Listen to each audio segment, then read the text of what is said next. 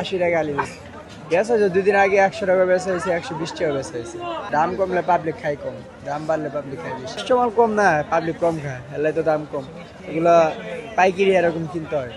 দাম কমছে রে লোকজন লইতেছে না ভাবতেছে যে আরো কমবে পরে লোমে আর দাম কমলে যে কোনো জিনিসের মূল্য কমে যায়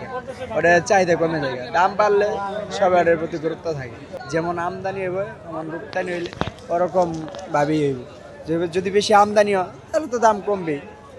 কাস্টমার কম মাল বেশি এমনি দাম কমে যাবো অটোমেটিক আমরা যে লেবু 10 টাকা আলিও বিক্রি করছি 1 ডজন 10 টাকা বেচছি না ওই টাইমে মালের রপ্তানি বেশি ছিল আমদানি বেশি ছিল এখন তো মালের আমদানি কম মাল দেশে তো বাগানে মাল কম বুঝলেন নাই এইভাবেই দাম বাড়ে যদি ওটা কোনো প্রশাসনের এখানে কোনো হাত নেই এখানে যদি বাইরে থেকে লেবু আসতো পলিস্টার রাখতো তাহলে সে না আপনি ওই সিন্ডিকেট করে রাখতো যে এক গাড়ি আটকে রাখছে বেশি দামে বেচার লাগে সিন্ডিকেট করছে এটা তো কোনো সিন্ডিকেট না এটা বাড়বো কেমনে কমবো কেমনে এটা হলো বাগানের উপরে নির্ভর করে যেমন লেবু থাকে ওরকম দামও কম থাকলে বেশি বেশি থাকলে কম এই